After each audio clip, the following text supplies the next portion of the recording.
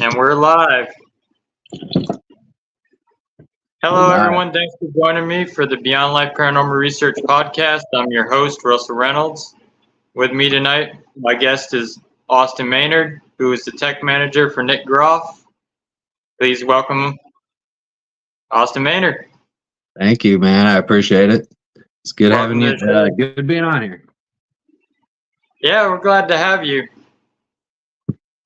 I feel So- like I make a lot of appearances on the Supernatural Inc. Network.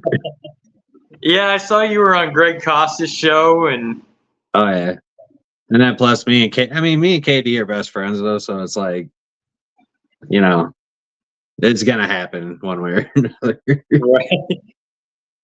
yeah, I check out your generic podcast with you guys, and I gotta say, some of the stuff is hilarious, especially the honey badger stuff.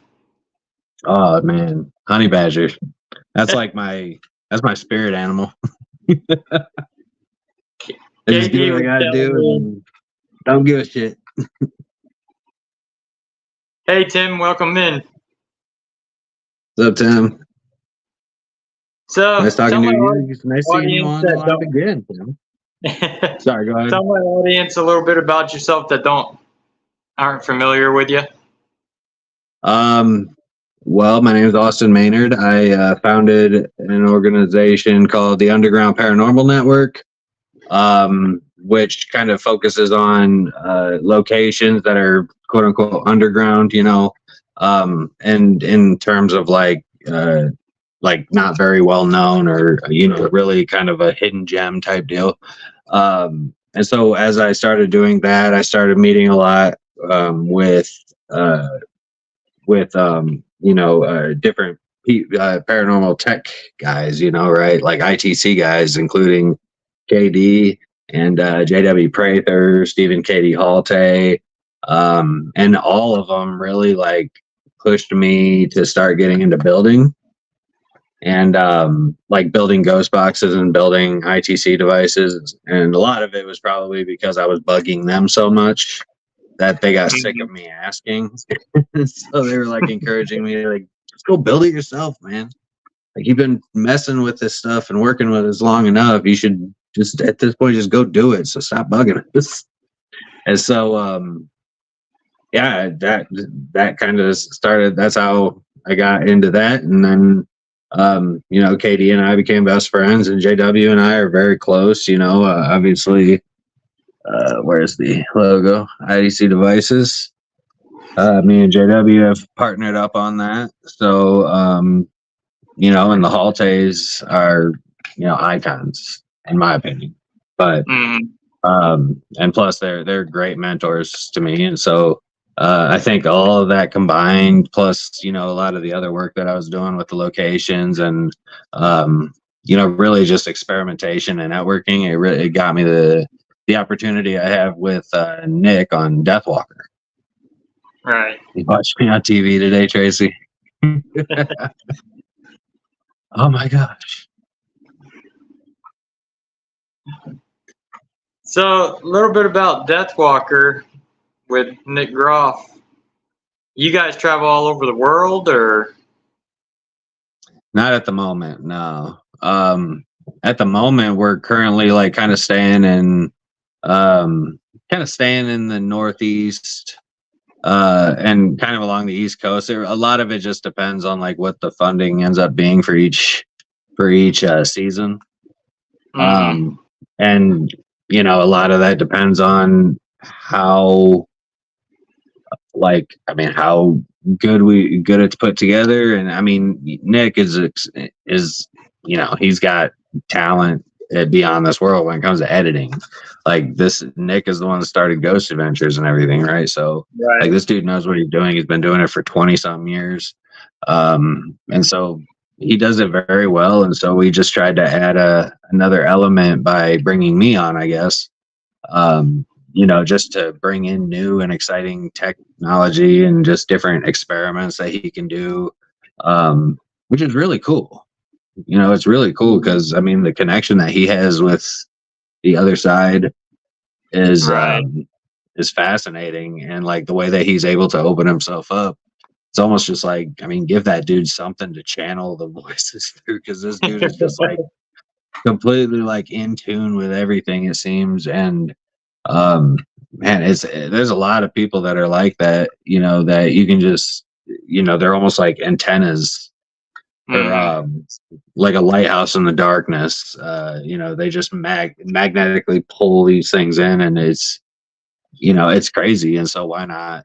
And I was like telling him that, like, why not put you and Tessa, into certain situations, certain experiments, where you guys become the subjects, and you guys like try different things. Like, let's try some different things, because you guys have such a great chemistry between the two of them, and the way that they can interact with the other side. It makes so much sense to just, you know what I mean? Like, why not take advantage of that? Yeah, that brings pretty much a good show when you got somebody that clicks well together and investigating. Mm-hmm. Well, I mean, they are fucking soulmates, man. It's kind of crazy. Like, I've never seen it like to the level that it is with them, but it's just so crazy. They are like that's dedication. That's like, they are really, they're crazy. They're soulmates, man. Fucking soulmates. I bet. Which I've I think seen, which makes for, it definitely makes for better energy when people are investigating. Like, when they're on site, I think it definitely helps a lot. I've watched some of the episodes of Deathwalker. Like I say, it's actually a pretty good show. Yeah.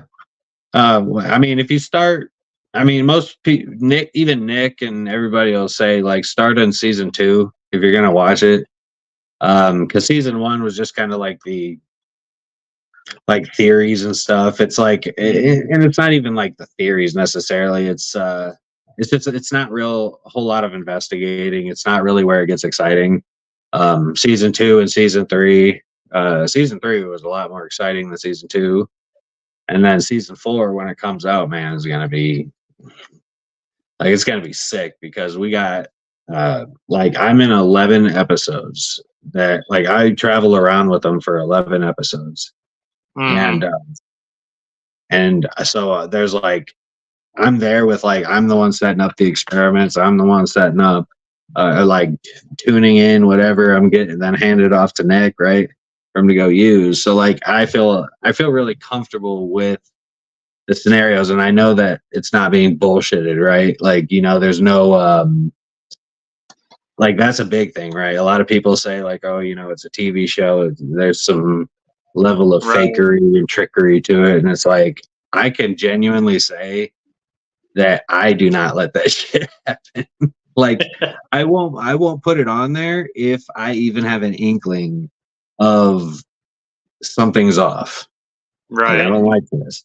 And even if I see it, like, even when they're filming, I'm not gonna lie, even when they're filming, there have been times where I've interrupted the investigation that Nick, and when they're doing their thing solo, like, I've interrupted it because something, I don't think that something is right with this piece of equipment, and so I just want to make sure that it's operating properly for you, and so I do a lot of that too.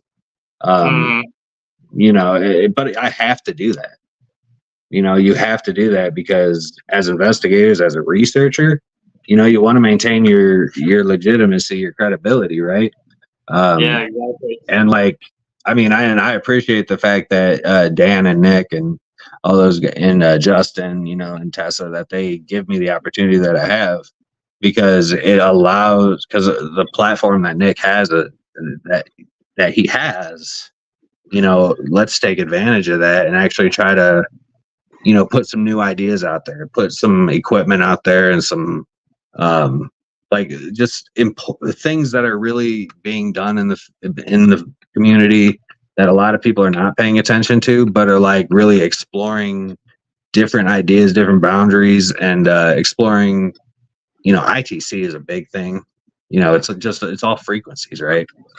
But also, I mean, it's a lot of it is frequencies, man. It's all experimenting with the frequencies, whether that's light, sound, radio frequencies, or the electromagnetic spectrum, basically. I mean, I think it's going to be a combination of frequencies, and so we just play around with that idea like all season. But it's kind of crazy because some of these experiments are like wild, man. Yeah, it sounds pretty interesting. Oh, it's great, man. I just love that. Like, we have that. I can for certain say that it's not bullshit. Right. Because I've been very critical about shit my entire career, but if I can see it and I can witness it and I can say, that makes me feel better, at least, right? Yep. That's the same with us. Like, when we self-film, what you see is what you get. If we don't catch nothing, that's what you're gonna see. Right. I do that. I go live when typically, if I'm gonna do any kind of content creation or put out any kind of investigating online. It's not going to be cut. It's not going to be edited. It's going to be a live feed. So, and I choose to do that because, one, I hate evidence review. Unless unless it's a really important, if I have to comb through data or something, that's different. That's interesting because I can find, there's actual evidence is hard for me because there's so little of it that's actually good enough, if any, that there is, that's good enough to say that this is legitimately a paranormal phenomenon, right? And so if I don't like going through audio and video, I guess I should say. And two, like you said, what you see is what you get. It's all one long shot. Yep. One long continuous shot. So what we go through is what they're going through. So, I would prefer it that way. Plus, the people that are watching tend to find more in the video than right. Exactly. We do a lot of lives from when we go to private residence. If they give us permission, we'll do lives from their house and stuff like that, and let people kind of see what we're doing. Yeah, for sure, man. I mean, I honestly, at this point, well, to be fair, it's not at this point. I stopped doing residential investigations probably, God, man, 2018, 2017, maybe. It wasn't long. I wasn't in the field long before I decided, I'm not gonna do that. Mainly because, I mean, you've probably experienced some dirty houses. Oh yeah. And some clients that don't seem to understand certain things, even though you've explained it to them 1,000 times, but they expect you to be the one to solve the problem. And that was always hard for me, at least, because I wasn't going to solve the problem. If you wanted me to come in, I was going to come in, stir the shit up a little bit, and then leave you with the mess. That's all that would really happen. I can, by me stirring it up, I might possibly find out some information, right? Right. But what good is that going to do you? Because now I've just stirred the pot, and now they know that, you're trying to open up that door of communication. And so, is that something you really want? You really want that? If you're already scared to death now, you know what I mean? So I always would tell people, I always decline them. When people come to me, I decline it because I don't feel like I have the ability to solve their problem, and I just don't like dealing with people, man. You know what I mean? Right. I've had there was one time I had a lady that I did an apartment, she had an apartment, right? And so we went in there, and she said that she was having all kinds of activity there, all kinds of evil things, she claimed, right?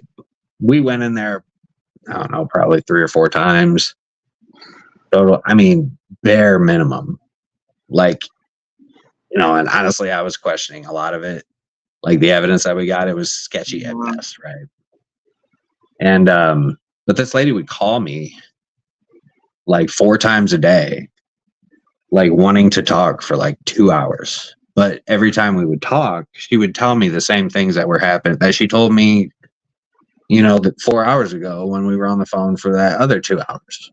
And like, I don't Right. want to be rude and like, at a certain point, it's like, I know that you're suffering, you're going through hell right now. And I get that. And I don't want to be like rude to you, but stop calling me.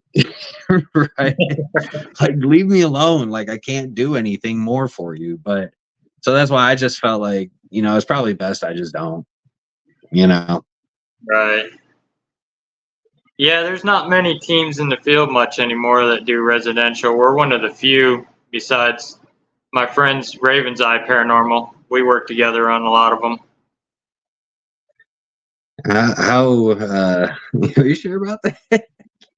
There's a lot of, I can't even tell you how many like small time teams, that are really, they're not really necessarily in the paranormal community per se, right? They're Right. just like a small local group, whatever. They travel and they do their own thing, but they're always very kind of hostile towards other teams and stuff, Mhm. But I mean, but there's so many of those people. There's so many of them, dude. Like I talk to so many people. I run 7 locations, so like, I deal with people all the time, new teams, new people every single time. And so many of them like just kind of tell me the same things. They, you know what I mean? So I don't know, man. I think they all do it. Like it seems like more teams do residentials than don't do residentials. Although the number that is not doing residentials is definitely growing. Like the Mhm. numbers that like of people that don't do them anymore is definitely growing. And I think it's Yeah. because a lot of the people that aren't in the field now are starting to see like they're starting to watch the shows, they watch the TikToks and all the stuff that's all the stuff that we're producing basically, right? And Yeah. like they see that and they're just like, oh shoot, man, that's really cool. I want to. I swear my house is haunted. I get all kinds of weird noises, and like you got so many of Yeah. those people. They just want to see what's going on, right? But a lot of them don't necessarily. I mean, you could say that they don't necessarily understand the consequences of what they're asking for, Yeah. because a lot of people don't really know what. I mean, we don't know what we're dealing with all the time over there, and it's like, you really want to open that doorway? Like, is that Yeah. something you're Exactly. really wanting to do? And I mean, I always felt comfortable with that shit, or uncomfortable. Sorry, I always felt very uncomfortable with doing that to people because I just felt like I wouldn't be helping. I'd be Right. making it worse for you. I'm sorry. Like you could, Oh, I mean, we've dealt with some doozies in residential. I mean, schizophrenic people, people on drugs, and yeah, yeah. Oh yeah, man. I just don't like to deal with like, because it's like they're trying to push their problems on you at that point. yeah. And a lot of times it's not even like a paranormal problem. It's like it's possible that some poltergeists can be created out of some of the crazy shit that some of these people go through, but like, I've never experienced it. Like, at least not with the residential case. Right. Yeah. I mean, we get calls all the time. Hey, there's a demon in my house.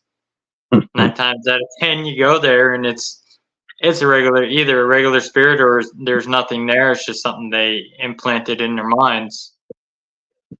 Yeah, that's a big thing, is like it's what they've implemented in their minds. And that's where the problem lies, right? Yep. It's what they've implemented in their minds. Tracy Man, said she saw a team using an AI program the other night and it cracked her up. I And mean, then I think that eventually, me and KD were talking about this the other day, like, or actually a couple of episodes, we were talking about the AI. And I think and he's right. It's kind of like shifting towards that. And so the problem is now, you're never going to be able to trust any audio or video or photography or anything ever again. Like, you cannot present that as evidence at this. Like, once people start implementing pieces of equipment that use AI, like, none of that fucking matters. Like, none of it is legitimate anymore. So at that point, where do we go, right? Like, what do we Yeah. do? Well, data, data, corroborating video and audio, Yeah. but data is going to be the biggest freaking thing. And AI can help with collecting data. You know what I mean? Like AI can help with recognizing patterns and like certain aspects of locations that may help to explain certain things, right? Right. Like maybe certain locations are on ley lines, and like, I mean, when we understand all of that stuff, but like, what if there's actually like specific changes when certain things are being like, you know um introduced into the environment, so to speak, right?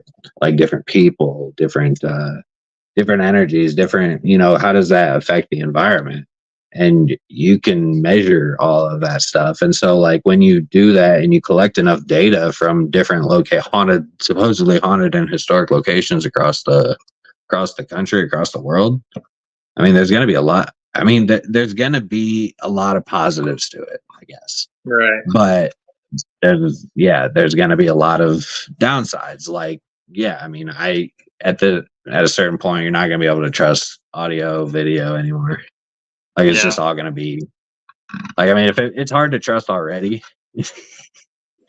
And so, like, I mean, like, I have a really, really hard time believing anybody's stories or like any of those shows, like Paranormal Caught on Camera and all those shows. Like, I think I don't believe I have like 90% of them. I think are bullshit. Right. Like, there's no way. Like, there's no freaking way that is happening. Like, you know what I mean? Like, it's a lot of it's obvious.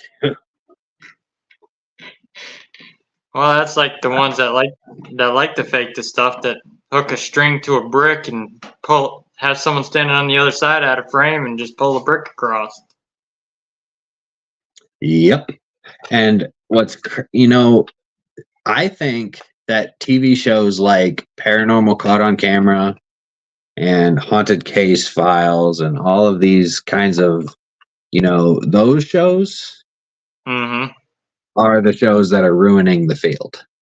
Yeah. Because now everybody and their brother that captures something weird on camera, whatever it may be, and very little very little attempt at debunking, because there's no like actual, you know what I mean? Like, they just have these scientific people, no, it's not even scientific people, it's paranormal like experts and whatnot, right? Like reviewing these videos and saying, oh, this is definitely a paranormal thing. So now everybody thinks everything's paranormal, including apps, including, a creaky old house. Like, there's so many things that like that is what is ruining, like giving the paranormal field a bad name, like that kind of shit. And you know how many people in this field participate in that kind of shit? Yeah. 90%, like 95% of the community.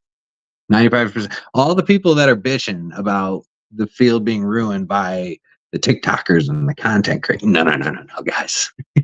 No. I mean, they have a huge following, but you know what? At least they're not doing that shit. Yep. I mean, people may disagree with me, but that is an absolute fact. Because it's incentivizing people to send in whatever and then get their 10 seconds of fame on a national TV show, right? Like, that's a dream for a lot of people.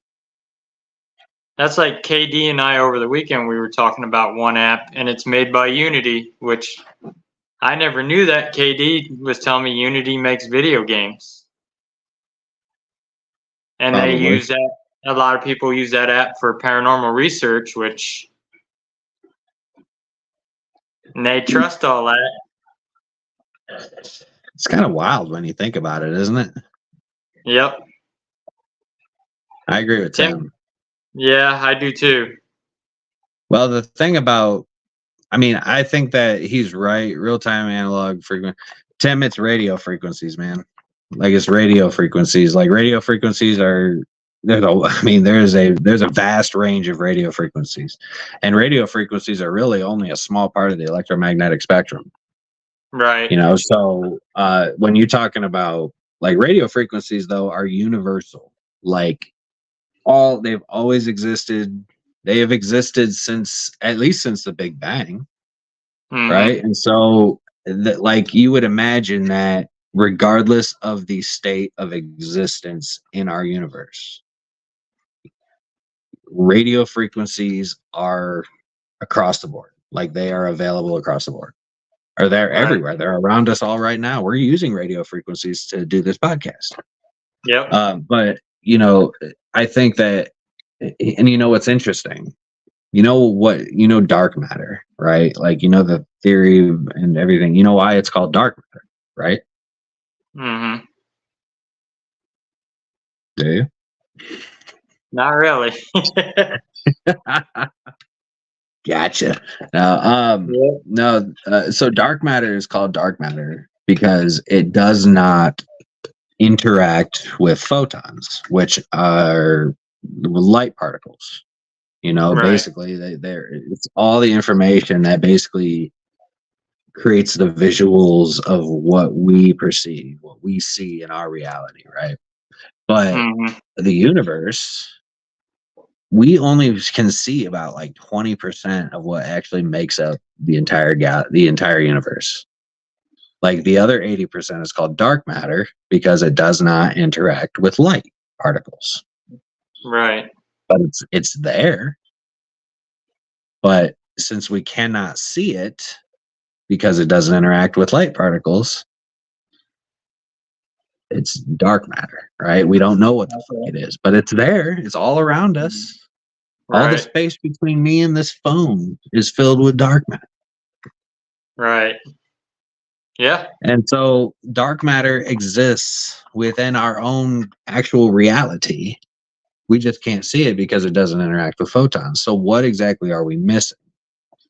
And I think, but regardless, radio frequencies across the board, they're still there, still in the same plane of existence, still in the same spectrum of, but granted, it's in a different, like the electromagnetic spectrum does not necessarily interact with the dark matter though, because but can it interact with our matter, like the matter that we deal with? So, but I don't know if they can mess with matter, but they can probably mess with frequencies, radio frequencies, which again are universal, like gamma radiation coming from a star billions of light years away.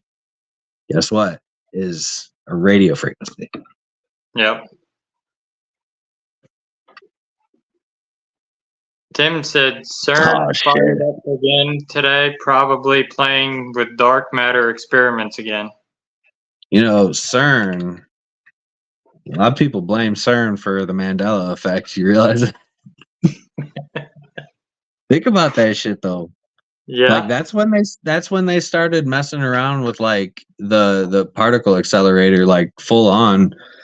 It was around the same time that people claim Nelson Mandela died. Right.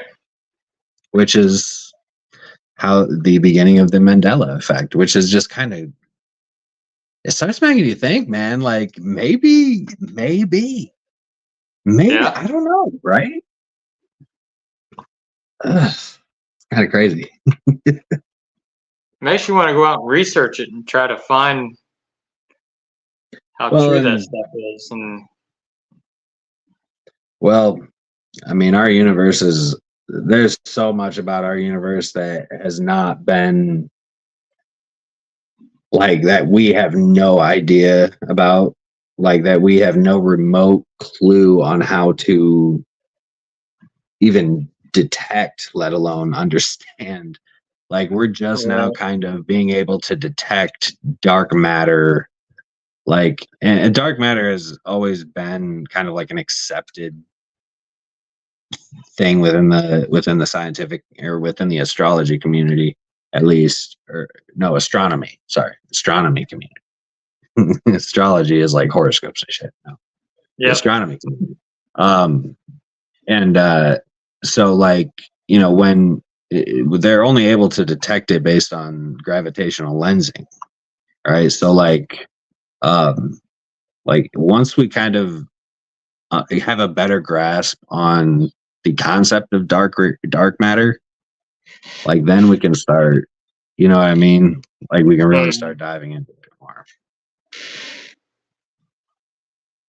Yeah, that But is a pretty interesting theory. I don't know, man. CERN, it gets real fucking deep, dude. It gets really, really deep. It's a rabbit hole, man. And like like KD and myself and JW and you know a lot of these other people, Tim too. You know, we just dive into these things and like we can start to see a lot of the flaws and a lot of the things within the paranormal community, Hmm. and within the paranormal field, and like we can recognize that you know everything that we think we know is just you know it doesn't mean anything. Like nothing about what we do as a paranormal community or as the, you know what we call ourselves investigators, right, and researchers, like nothing that 95% of the community is actually doing could remotely be called research or you know experimentation or you know like really like what research is being done outside of like historical research.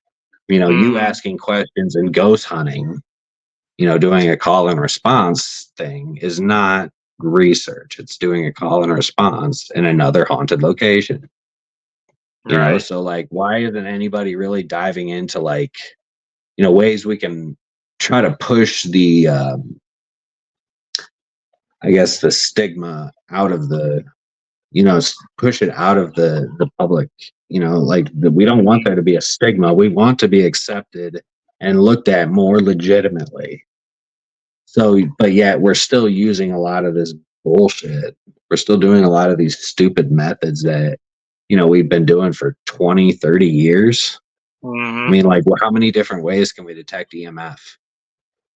And how do we even know that EMF is like, you know, related to what we consider to be spiritual entities? How do we Right. know that we're talking to a dead person's soul? Like, those are like, because really we can't see them.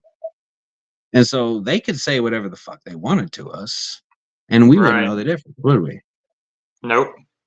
But even like with psychic mediums too, you know, like, and because I'm not gonna like discredit anybody that can pick up on a lot of these things, but like, I feel like a lot of those people could be misled because Hmm. of, you know, the energy how they are wanting to portray themselves. And I know that there are some psychic mediums out there that like, you know, are able to kind of see through the facade. Yep. But you know, I think that there are probably some entities out there that, you know, may be able to overcome that. You know, Right. as I don't know, man. Yeah, I mean that's even like Yeah. houses when you get a high EMF field. I mean it makes people hallucinate, makes them see things. I mean, and that's just like you know what I mean? Like that's just like and I hate to use this word, but like basic. Like that's kind of like a very Hmm. basic like level of kind of understanding. But like those are things that like we should be far past within the Right. paranormal field. But and I think that people are paying attention to the ones that are just coming in, right?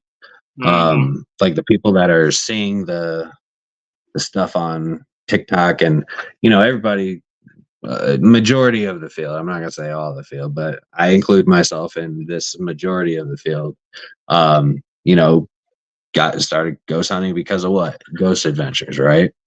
Ghost Yeah. adventures made ghost hunting cool. Let's be honest. Taps was there beforehand. We'll Yep. be, you know, you gotta give them credit, but Ghost Adventures made it cool.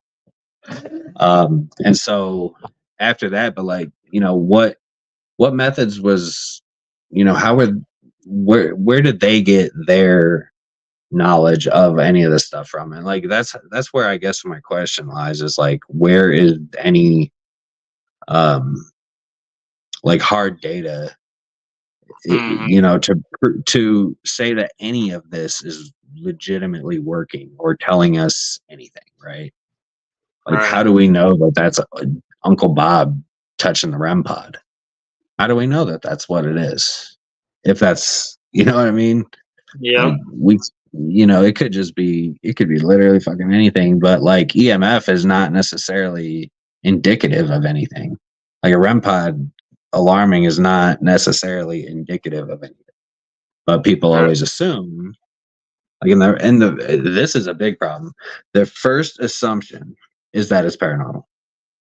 No matter Yep. what happens, everybody's first assumption is that it was a ghost, right? Like, Yep. no question. Sometimes there will be people that will be like, hold on, let's double check, make sure. And there's a lot of those folks out there, which is great. Yep. But there are far too many people that will just, they like, meaning they haven't gotten much all night, but then all of a sudden the REM pod starts going off. And so in their mind, it's like, oh shit, like they're Yeah. And it's finally, kicking out. right? Yep. But even in those moments, we as investigators, as researchers, have to be like, okay, it hasn't been going off all night. We changed locations and now all of a sudden it's going off. Is this really a ghost? Is there something about this room? Like, question it. Like, we don't question much anymore. We just assume that it's a ghost. That's the spirit of Right. somebody talking to us. But like, what if it's something different altogether? Like, what if it's Yep. something interdimensional, or something from like a parallel reality or parallel plane of existence? Like, we don't know. We don't know what the hell we're talking to, if we're Right. talking to something, right? Yep. And sorry, I could like go down a whole thing and say a whole bunch of things that people would not like me for, but like, I feel like it's some of these things, like, I feel like need to be said, because like, I feel like the field has drifted so far from what it should be. And I mean, you, especially having been in the field for so long, like, understand that there used to be a level of, I mean, I don't want to say like professionalism, because I mean, that is, yes, but like, it wasn't so much of a fucking circus. Right. Is the best way to put it, right? It wasn't a Yep. circus Yep. It like it is. wasn't.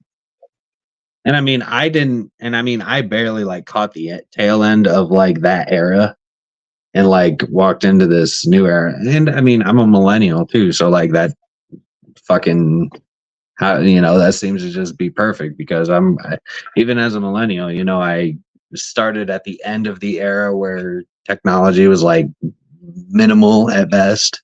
Hmm. Dial up internet. I had dial up internet as a kid. Yep. Like, So did I. yep, yeah, exactly. So like that era was like the last era of like hardened children. Like, we actually went outside, and our parents didn't want to see us inside until the street lights came on, right? Like, that's when we had to come home, or you were gonna get your ass whooped. But like Yeah. nowadays with the technology, like, that's why, we caught that last. That's why I compare myself. It's funny that it's just like I'm a millennial in that aspect too, but um, this new, like, they don't see any of that the No. way that it was before. And I mean, I'm not saying that prior to, because I mean, I don't know if you could consider the field any more legitimate back then than it was now, right? I Right. mean, it's hard to say. It's really hard to say, because we've found new and exciting ways to do things, um, and new and exciting ways to find, um, new and exciting paths to explore, I guess, is a good thing to say. Um, but how much further have we really gotten? You know what I mean? Like, we have Yeah. such a long way to go. And like, there's not enough people that are actually doing the real legitimate research to, I mean, really try to push the understanding forward, or try to make the field look less ridiculous. Mhm. Like, and I don't understand how people can honestly look at the field and say, like, we need to kick out the content creators because they're the problem. Right. I mean, like, I'm sorry, you guys. I love every one of you, but y'all are fucking nuts. Like, y'all are nuts. We don't need to gang up on anybody because we don't like what they're doing. Like, let's gang up on the network TV. Let's gang up on Ghost Adventures. Let's gang up on the Travel Channel and all these teams that have Right. ruined so many people's lives and careers, and nobody talks about any of that shit. You know, let's worry about those people that are causing real problems in Yeah. the field, right? Like real problems. We need that. We just need to direct our energy, our anger in the right. You know, we just need to redirect Yeah. it. And that's the problem. There's a lot of drama in the field too nowadays. Everybody's at each other's throats, and Well, that's what I'm saying. You know, like it's the drama is just created by like a lot of it is mob mentality. You know, yeah, basically people ganging up because, you know, somebody has to be a fucking whistleblower, you know, and I mean, I hate I personally am not a fan of whistleblowers. I mean, they need to be here and I understand that because there are a lot of serious things that need to be hmm addressed and put out there and exposed, right? Because there are a lot of people that really go through some fucked up shit. But right, with regards to like the way that people will call people in the field out because they're doing something that's bullshit or that they think is, you know, that they don't like or that they think is a cancer in this community. Like, you know, that's like that is just a straight attack. Like that's not trying to rid the field or make the field better. Like that's you know, not agreeing with somebody and their methods and what they're doing. So you're going to put out a post to try to hurt that person, to try to ruin their career, to try to harm their image in some way. And you're using the guise of trying to help, you know, save people from having to go through what I went through. You know, it's like, okay, you weren't the first freaking person to go through that, first of all. Second right, of all, you know, if there was such a problem all this time, I mean, maybe there were misunderstandings or whatever, but I mean, like, I just don't think that it's worth the time to go and attack people like that. And so that, you know, that's all representative. Like, that all represents the community. Like, that is hmm what the community looks like to the outside world. And nobody thinks about that.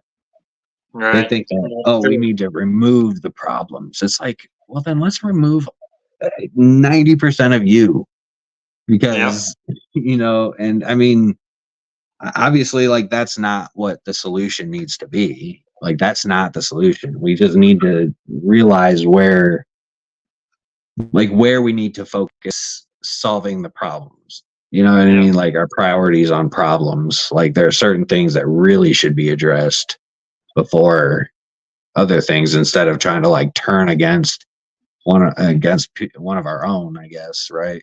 hmm I don't know. Well, a I'm lot of it starting to feel too is more and more like George Carlin. right. Well, a Like lot of it I too. People think that they're better than this one, that one, and we're all the same in this field. I mean, maybe we all have different skill sets, but everybody's pretty much equal. Do your thing yeah. and just keep going. Yeah. I mean, I don't know if I would necessarily agree with that. Because like I don't know if I necessarily agree that all people are equal, you know, because like a person's value is dependent upon what they're providing to the table, you know. Like so I mean, just because, you know, we're like if there's a weekend warrior ghost hunter, like I would not put them on the same platform that like somebody like me or like somebody like you, like people that are actually Yeah, doing the shit, like actual very passionate individual dedicating a lot of their life to this. Like I would not, you know what I mean? Like we're not the right. same. We're not the fucking same. Again, I almost get offended by that too, because it's like that's that what is it, the socialism kind of mindset Yeah, where it's kinda. like, Yeah, you know, everybody's equal, everybody gets everything, we're all the same, we're all equal. You know what I mean? right. And I didn't mean to like that's not I wasn't trying to like No, you're good. You're It good. wasn't like anything against you or trying to be offensive to you because I wasn't. Like that's not No, the you're thing. But good. I hope you like understand where I'm coming from, though. Like, Yeah, I understand where you you're know, coming from. I mean, people like us that have been in it a long time that are actually trying to do it legitimate, and then you get these fakers out there that, oh, this place is mine. You can't go there. We deal with some of that too. oh yeah, I mean, if that's fine, I mean, go ahead. The Right. market for paranormal locations is more saturated than ever before. Yep. If I can't get into one, There's then there's enough for everybody. 500,000 other ones I can get into, right?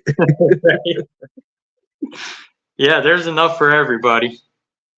Oh, there's more than enough for everybody. Honestly, like if you really like, I'm one of those people that I truly believe that if I wanted to like go out in the middle of the fucking dog park, like right out in the middle of a meadow grass field, right, and just turn on a ghost box, if I call out to them, they will come. Yep. It may take a minute, but I believe that if you open up that doorway, especially within ITC, like you use a communication device and you open up that doorway, Yep. You're they will gonna come. buzz something through. Yeah. Like I I don't agree. believe that it's necessarily a location. I mean, if you're trying to reach specific individuals or you're trying to find out specific things about that specific location, like that's, you know what I mean? But like, I mean, I don't know. I think people get petty as shit and they think that like, oh, you know, people are going to come in and try to, you know, step on my toes or whatever. And Yeah. honestly, like, and there's too much of that in the field. And I mean, I get it. Yes. Mariah. Exactly. Yes. Yep. God, I hate that shit. Para Unity. God. Yeah, I'm Like, not what a a fan of it stupid either. idea. I mean, I get the concept, okay? And the concept is good. It's a very great idea, you know, but just like people that have a lot of ideology, you know, like there's a lot of the new generation, right? They're very idealistic. But there's a reason it's idealism and not realism because like this is what we would like it to be, but that's not how it really is. Like No. people, for some reason, we prevent ourselves from the concept of para-unity. We cannot just get along because everybody has to, it's pettiness, man. It's so much pettiness. And it's like, Yep. just focus on what we're doing, but everybody's got to create content and put out something for people to see. And then, it's like their faces everywhere, but no, it's the focus is on the location or on the, on the study. And it's like, well, you spent a whole lot of time trying to get people to like and follow your shit. Yeah. I mean, you start looking at people's motives, man. It's like, Yeah, true. are you really doing what you say you're doing? Is it really about that, or is it about you and your adventures? And I mean, if that's the case, then that's perfectly fine. Like don't have to be ashamed of that. If that's what you want to do, that's what you want to do. But don't sit there and claim that you're, yeah, exactly, Mariah. We all should not get a trophy for running a race. That is Yeah. exactly freaking right. No, Mariah is, man, no, that is so true. And I hate the fact that like that's kind of the idea that they're trying to put out there.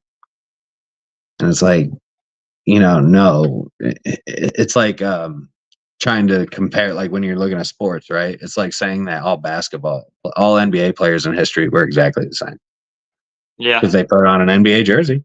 They played for the NBA, right? So they're all the Right. same. Like, no, I don't know But if they're I'd put not. like Michael Jordan and Kobe Bryant in the same class with like uh fucking Daniel Gibson and like I'm trying to think of like no name players, Mark Madsen and Right. like nobody's ever heard of these guys. But yeah, man, it's all just a bunch of crap. Like that's why I don't even like I used to run Paracons. I used to host them. Like used to do all that, but like I realized it was a lot of work for like no money. I mean, I wasn't making any money. In fact, a lot of times I was losing money. I was paying out of pocket just to make the event happen because I wanted to get these people out to this location to try to bring a lot of attention to it. And for a while, it was a good formula until everybody started fucking doing it. Yeah. And then, like, I remember one of my first events was Hunt the Town. And then shortly after, there was a Hunt the Town in Antioch, Illinois. And then it kind of spread across the country in a bunch of different, towns and different manners. And, like, I don't know, now, then everybody for a long time felt like they were coordinators, like event coordinators. Like, they knew exactly how to do it. Everybody was an event coordinator all of a sudden, right? Yeah.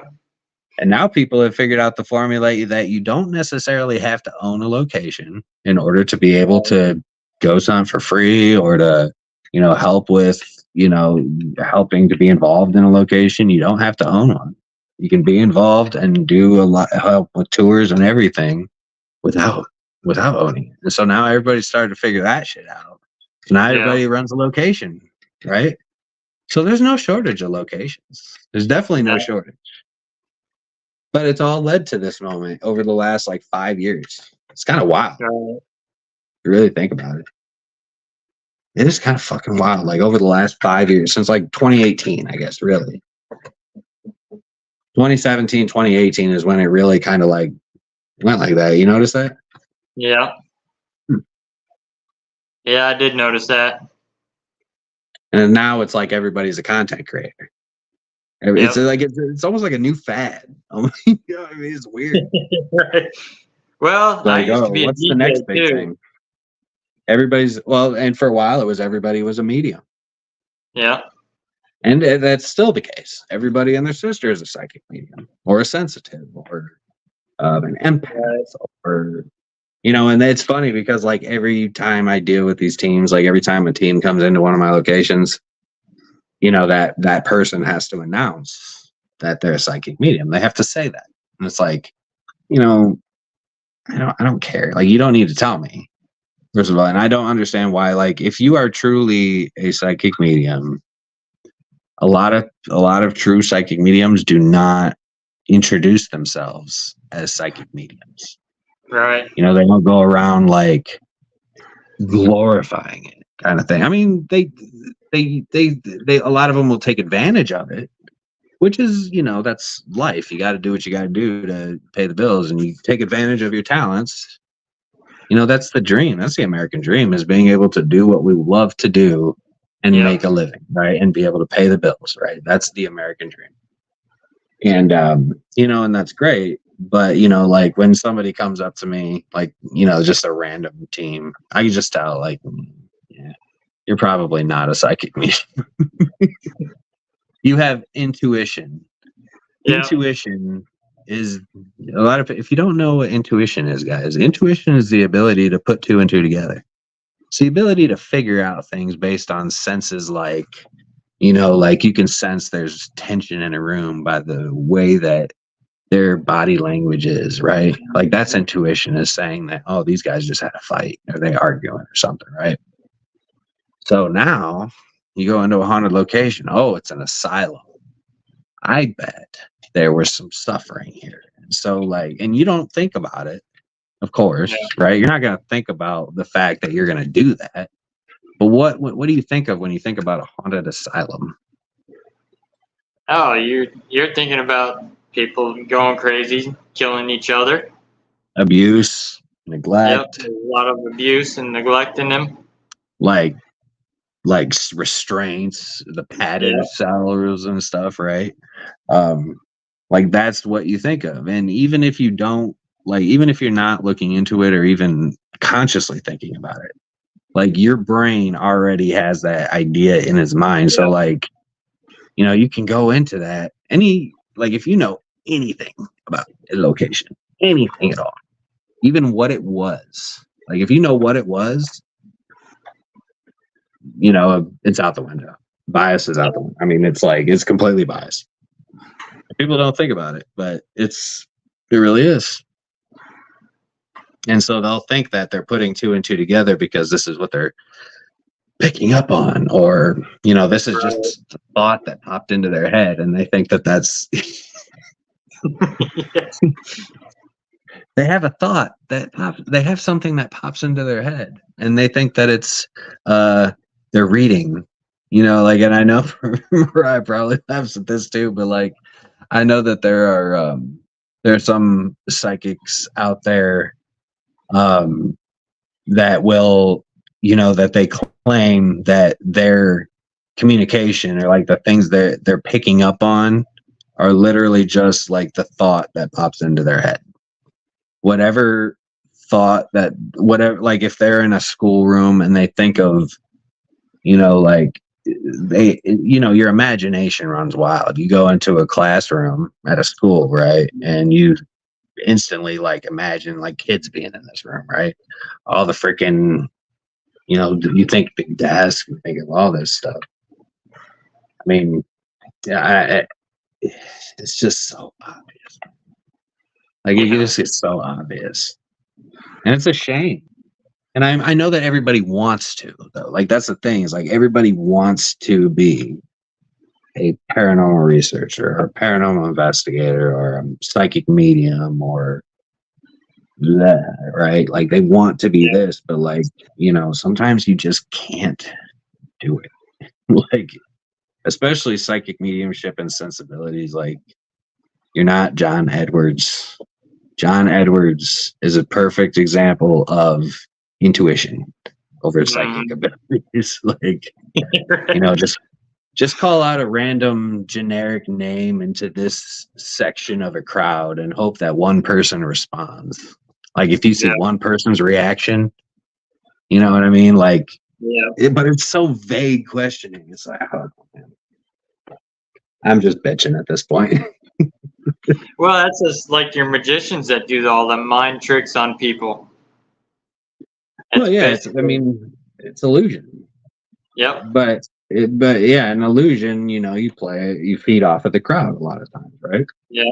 Same thing with comedians. You feed off of the crowd, and you can kind of tell what's working, what's not, what's real, but intuition is just a basic human instinct. Right. Like doesn't mean you're a psychic and you're communicating with the dead or with something, with beings from another realm or plane of existence. Yeah. There's very few that I actually believe wholeheartedly. Like, it takes a lot of like working with them in order for me to like really trust them. So like somebody coming up and saying like, oh yeah, I'm a psychic medium or I'm a sensitive. So, I do the only time it's actually like really relevant to me, like really psychic medium, is like for the history tour.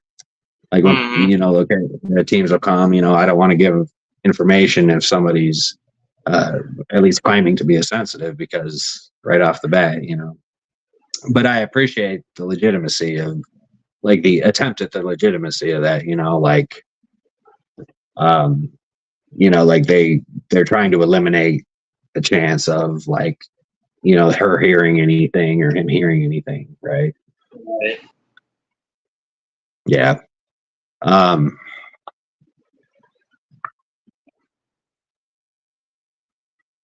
Yeah, I mean, honestly, I don't know enough about John Edwards' other work. I know that his TV show and that thing that he used to do with the crowd readings and stuff. I mean, I don't necessarily believe in gallery readings either. I mean, I know people swear by them. I know people believe in them wholeheartedly. And I mean, I'm not going to argue with somebody about, something that they may have experienced or, whatever in a gallery reading. But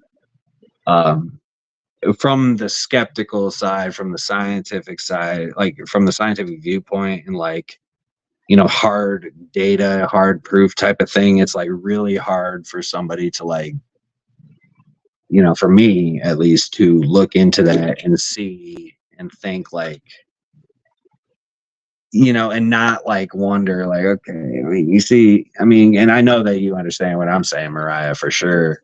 But yeah, I mean, it's And I appreciate Mariah's perspective in a lot of ways too, because she does actually like to use the equipment, like the equipment that to more or less verify what she's picking up on. And like there's several that will do that, and that's the kind of shit that like I appreciate, right? Because it's like you have those abilities, use them. Like why not you become an antenna? Like you are the one that has the ability to communicate with these things or interact with them or pick up on them or whatever.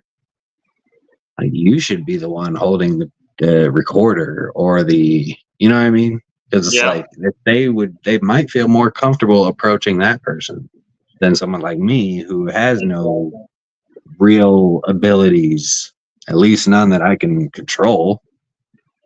You know, yeah, there's too many of them. I guess that's my point overall. Is like there's too many what we used to call charlatans in this field. Yeah. And like, but a lot of these charlatans are right there sitting next to us that we consider to be legitimate people, you know, that we put on a pedestal. But like, you know, like it's a popularity contest above everything. And yeah, you're right. If you think I'm wrong, anybody thinks I'm wrong, come fight me. Put up your dukes. David Glidden, Magic 8-Ball never steers me wrong. Yeah, David. Yeah, that's right. I trust the Magic 8-Ball like more than anything,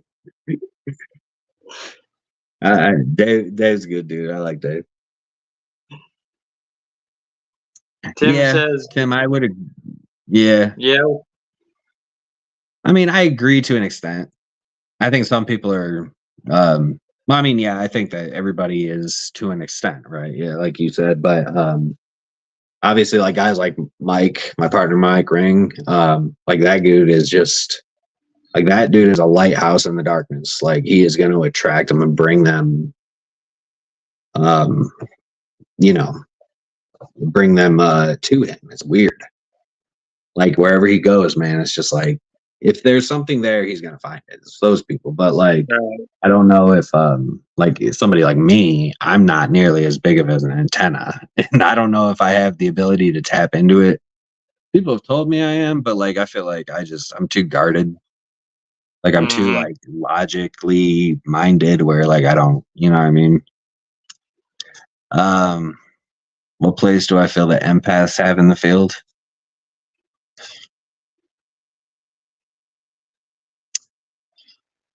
I mean, everybody can have a place in this field. Like, there's nobody that should be like, you know what I mean? Like, excluded. I don't believe in excluding anybody. Like, even if there are the charlatans out there, like, unfortunately, it doesn't matter what field you're in, right? There's mimickers, there's charlatans, there's fakers, there's people that will copy your work and put out a fucking mimic, like an off brand, right? We got all the off brands, right? But I think that empaths, I mean, I think that empaths really, there's empathy involved. I mean, everybody has a level of empathy. I mean, some people don't, I guess. Like guys like fucking Jeffrey Dahmer and Ted Bundy, those guys don't have empathy. That's that serial killer. That's that serial killer gene, though. But I think that empaths have an ability to possibly connect or feel. I mean, they can feel emotions that, you know, that may be, you know, that are like resonating in a location, like because all of it is energy that like I think is held in a lot of the locations, you know, and you can believe like the stone tape theory, or you can believe the, you know, all the different, there's so many different theories about it, but I think that energy resides, especially after like a high energy event, like a murder or something tragic or horrible. Right. But I mean, and empaths can feel that energy strong. And I know they can. Like I've seen my wife, you know, we initially thought that she was an empath. Of course, she's a full blown like psychic medium, you know, but we thought at first she was an empath because A lot of times she would just, start crying in the middle of an investigation, like we didn't understand. And there's stuff like that. I mean, that kind of stuff. I think there are places for that. But I don't necessarily believe that that's an ability that should be glorified or necessarily like put up on a pedestal, because I Right. don't think that it's I don't know, like, you know what I mean? It's like when you start talking about like it's kind of like people in the public that are putting out their political opinion on a certain subject, and it's like, I don't know if you're necessarily qualified to be putting everybody's got to put their opinion out there. Everybody's got to have the voice, right? Or they have to be heard. They have to feel like they have something to say. But like, is that somebody that we should listen to, right? Mm-hmm. And honestly, I forgot where I was going with that, but sorry. I got distracted by a different thought that I had in my head, and then all of a sudden it like went ADD, man. That's what happens. Right. David Clinton said, "I predict the Bears will keep Fields and trade in the number one." Yep, I've been saying that since the start. Don't draft Caleb Williams, man. Do not draft him. I mean, he may be a generational talent, but in 2 or 3 years, there will be the next generational talent. I mean, and honestly, there are guys that are better suited for the NFL than Caleb Williams is. I mean, he's never an on-time thrower. He's horrible at that. He hasn't had that's for another time, David. We'll talk about that another time.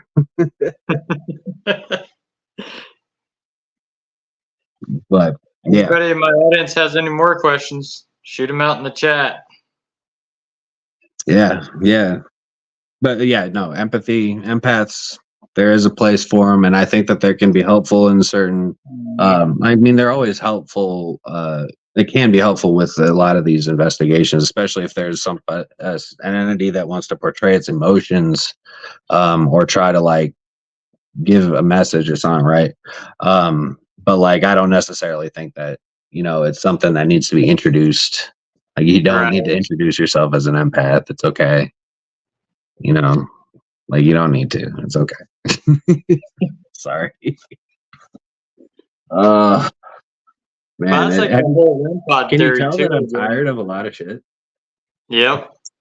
But that's like the REM pod theory too. I mean, a lot of people, they call that evidence, but they pick up on a frequency just like they'll pick up on your walkie-talkie frequency.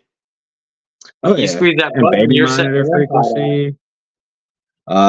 It's really that citizens band frequency, man. It's really what it is. It's the CB frequencies that they can pick up on. But like, I mean, it's not even just like if you have an HVAC unit in the building, like that will set it off. Yeah. But even if, I mean, and you can, like, people will try to present REM pod interaction as like intelligent, based on like answering questions and seemingly answering questions and, to the questions, or seemingly answering the questions by using like a yes or no response sometimes, or like they'll set it off until you ask them to step back, right? And I mean, maybe, but like, how do we know that that's a dead person like doing that? Mm-hmm. I mean, unless you can. I mean, and it's hard. It's hard, man. I don't know. It's hard, man, because like I'm so skeptical of so much shit. Like, the longer I do this, the more I start to realize that what we believe is like paranormal, like all the shit that we have learned from, really, like, it's like a mass belief system of like the way that the paranormal works, or like the way spiritual world works, right? Like, everybody thinks it's like, oh, somehow EMF is involved, somehow or like that they are made of EMF or use EMF, right? Like they have to charge up. Like, there's all these different little theories that people have, but like nobody ever questions them. And then they just go in believing that, whatever it is, that's a ghost. That's what it is. And I mean, I'm even starting to become skeptical that like we're even communicating with what we believe to be spirits. Like I don't necessarily believe that it's a dead person. Like I don't know. And I mean it's hard for me to say that like confidently at least. But at Right. least at least feel good about it because like I know there are a lot of psychic mediums out there that, have the ability to see things, whatever. And I don't want anybody to take what I'm saying as in the wrong way, I guess, you know what I mean? Um, and so, and that's, really where I just have a lot of trouble with it. And I just think that, um, oh yeah, like what Mariah, and that is a good point, Mariah. And that is something that like I've spent a lot of my career trying to understand. And it's like, I'm actually attempting to like, and I'm not doubting it. It's one of those things that like I have tried to make an effort to prove that it's there, but Mhm. I can't find anything. I mean, there's very few times that I'm actually like convinced, like, oh shit. But like I want to understand the workings of it, and like so that's why JW and I are doing this documentary in April, based on the project World Gate, which is all like I don't know if anybody watched the Conjuring House experiments. That was Mhm. what the experiment was that did not nearly get enough like explanation, frame of reference. Like nobody knew what the hell the experiment even was. Like they Right. didn't put any kind of description or documentation on it. They just kept saying CIA, right? Like CIA, the CIA, right?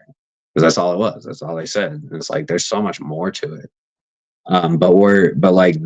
We're gonna be having human participants that will be, subjected to specific frequencies.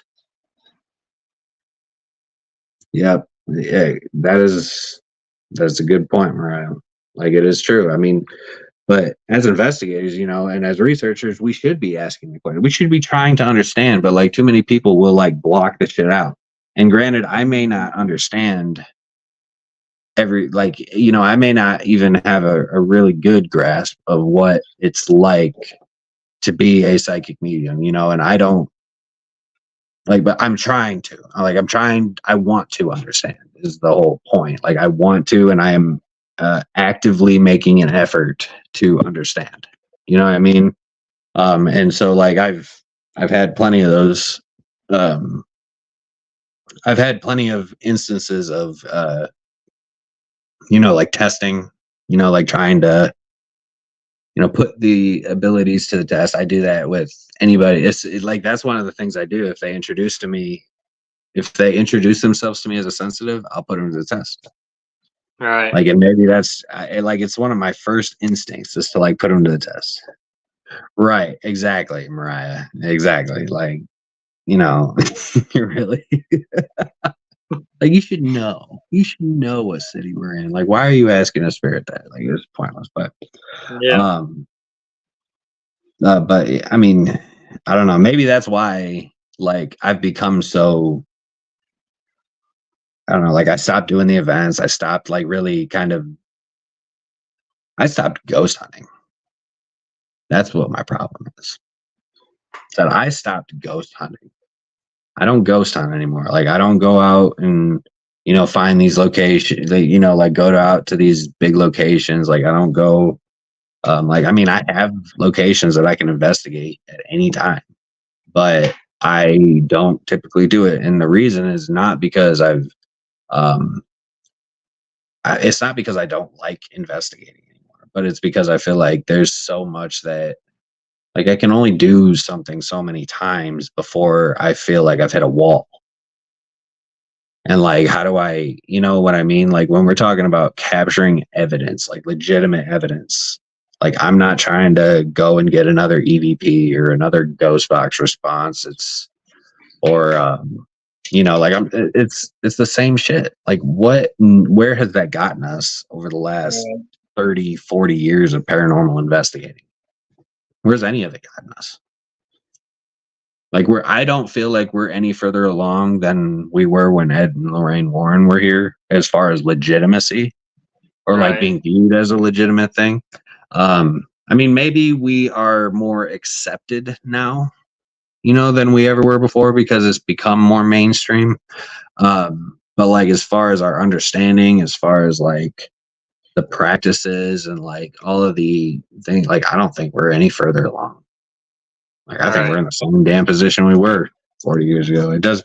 So like, why would I go out there unless I was, unless there's something that I'm going to be trying or something that we're going to be doing that actually has some kind of significance beyond, you know what I mean? Mm-hmm.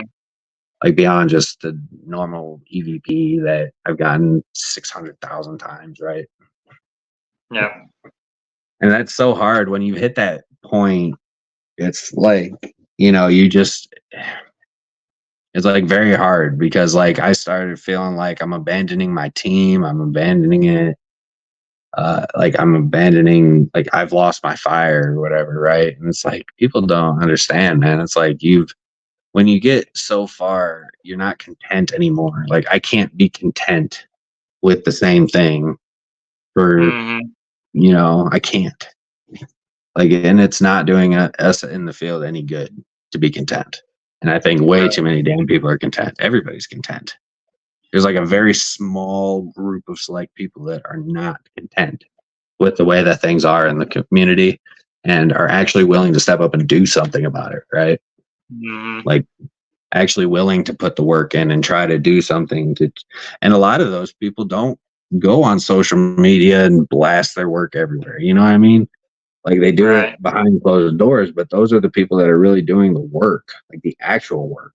I mean, Mariah knows several. Carl Fisher is a perfect example of a guy that is doing some like this dude builds some crazy ghost boxes, but you would never know. You'd never heard of him. Never heard of Right. him. He does a lot Yeah, of this his is the first own time I've heard of designs. him.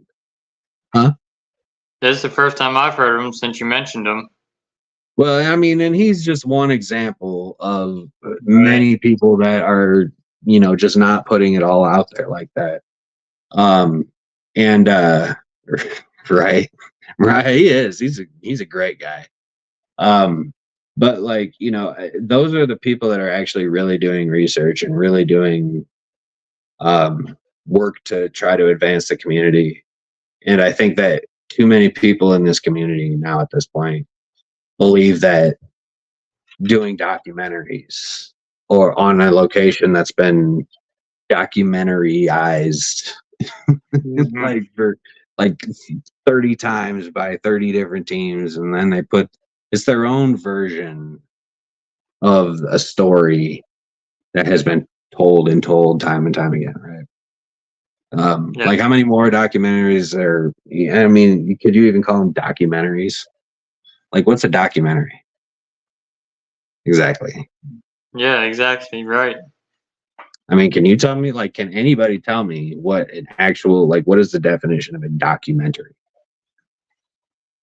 Like, I personally do not know. That's why I'm asking. I don't either. I mean, everything's so played out nowadays, and it's just Like, over and over again. well, right, but like like, long before any of the paranormal documentaries, what would you consider to be a documentary? When you thought of a documentary, what was it? It was like hard facts being brought Yeah. to the thing and like presenting a case, like presenting facts and building a case towards something that you're presenting to the viewer to let them kind of make their own judgment, right? Yeah. And I mean, I Yep. guess technically it is a presentation of something to allow people to make their own judgment. In that sense, yes, it can be considered a documentary. But like very little people who come with like hard facts about exactly. They place their own freaking narrative and it does not make it true. And I mean, they can try to make it more exciting or whatever, but like, it's the same shit, different people. Like it's Right. all y'all are just fucking finding new ways to ghost hunt. I mean, you can ghost hunt all you want, but it's so ghost hunting. It's not, Yeah.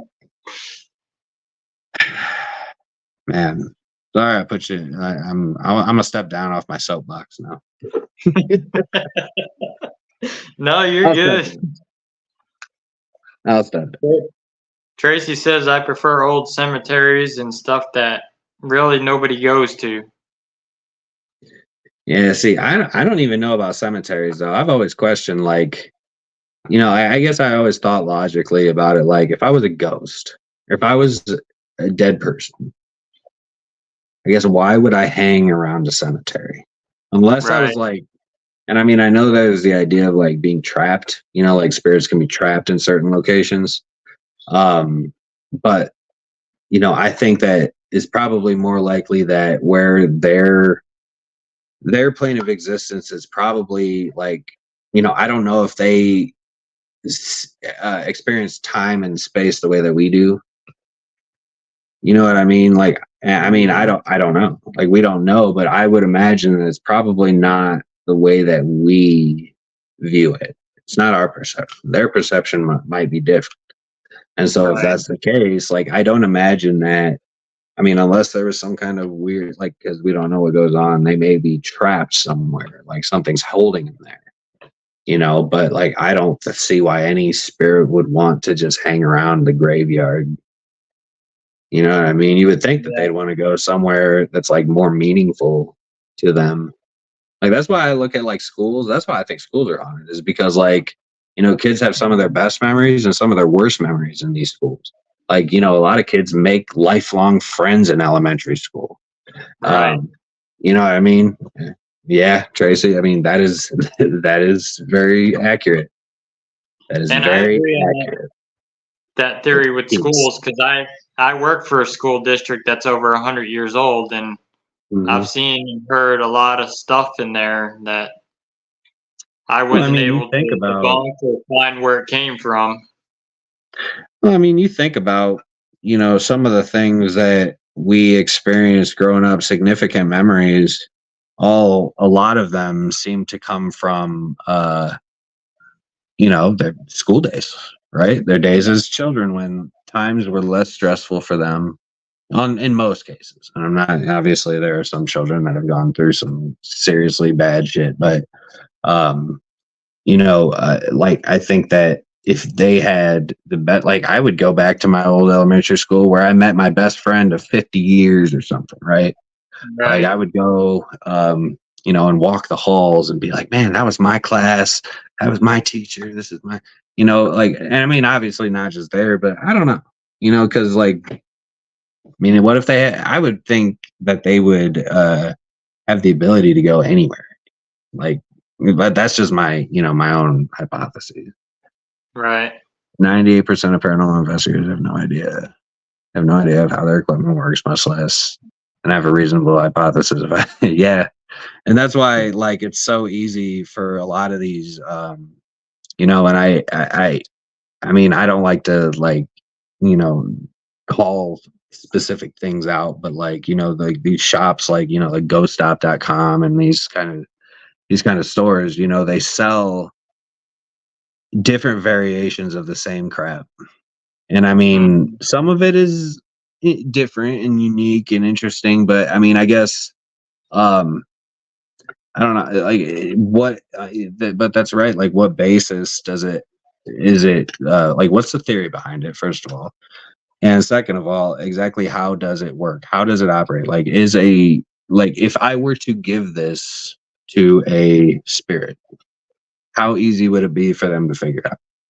And so I Right. always try to use the, like, especially when we're talking about apps, like, I always use the analogy of, like, okay, so go back like 4 generations, like your great great great grandfather, and hand him your smartphone and tell him to send you a text, or give him a smartphone and tell him to send you a text. Like, he's gonna look at you like, what the fuck is this thing? You know, like, they have no Right. idea what a cell phone was 4 generations ago, or four, you know what I mean? Like, Yeah. so when we're talking about spirits and, you know, entities that, I mean, even if you start getting into like the whole dark matter idea, the cosmic, energy and all this stuff. I mean, like radio frequencies are universal. They are there. Like they cannot be affected by us. Like we can tune into them and we can utilize them as carrier waves to broadcast, but we cannot, like, you know what I mean? Like we don't have any control over them like the frequencies themselves. Like they're just always there. And so I think, like, if we're going to be looking at what might be easier to utilize for anything living within our plane of existence, is it radio frequencies that have always existed and that and always will exist, like they're always going to be there? Or is it your miniature computer that we have now that really only started to advance in the last 10 years? And let's be honest, like like somebody from 1702 is not going to know what the fuck a cell phone is. They're going to look at you and think you're a witch. It's going to be the Salem witch trials all over again. Right. So I don't know. That's why I prefer analog, like Tim says, analog technology. Go back to that other comment. What was that? This one. No, that one. Which one was that? Yeah. I've been looking for years trying to find out where the idea that a ghost or spirit can manipulate or produce EMF. We literally just talked about that. Like that's I'm still trying to figure that out because I don't know who came up with these rules, I guess is what I'm trying to figure out. Right. Like, and I've been preaching this for a while. Like who decided that this is what they interact with? Like who decided that that's what we're supposed to be looking for? Like who determined all this? Oh, I know. I mean, parapsychology, I mean, that's a whole, like, that's where you can differentiate between, like, that's why I think that there's a huge difference between, like, a ghost hunter, an investigator, and a researcher. You know what I mean? Like, I think that there is differences. And I think that people use those words loosely, very, very loosely. And I think that it kind of dampens or, I guess what's the word? It's kind of like,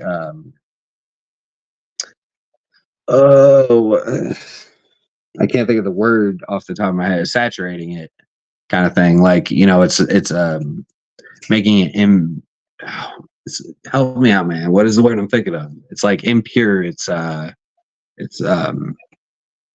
contaminating it. It's when you're a bad influence. Yeah. Like what is that? Like when you are ruining something. What is that fucking word? Like what is the thing I'm thinking of? I know what you're talking about. Regardless. Anyways, regardless. I mean, I mean, I don't know. Like it's all just being really, washed up, washed out, washed down. And so, like, I mean, but that's across the board. It's not just with investigators and, I mean, even psychics. Like even people with like genuine people that have people that have genuine abilities, right? Like they're being tarnished. Tarnished was the freaking word I was thinking. Thanks, Russ. Appreciate you helping me out there, bud. No, but it's like it's tarnishing the people that do put in the work. And I guess someone recorded an EVP and had an EMF spike at the same time and saw that as a correlation and ran with it. I mean, that's possible. I know that a lot of it came from like Bocce's work. I know a lot of it came from like Tesla's work. Like Tesla, he was working with electrical frequencies. And a lot of that research, Mariah may be able to help me out here with this.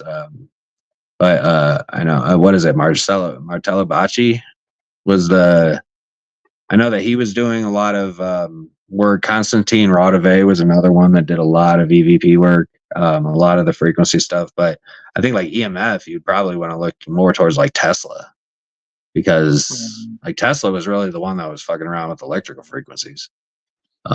Like to the extent that, I mean, really nobody was doing it on the level that he was, right?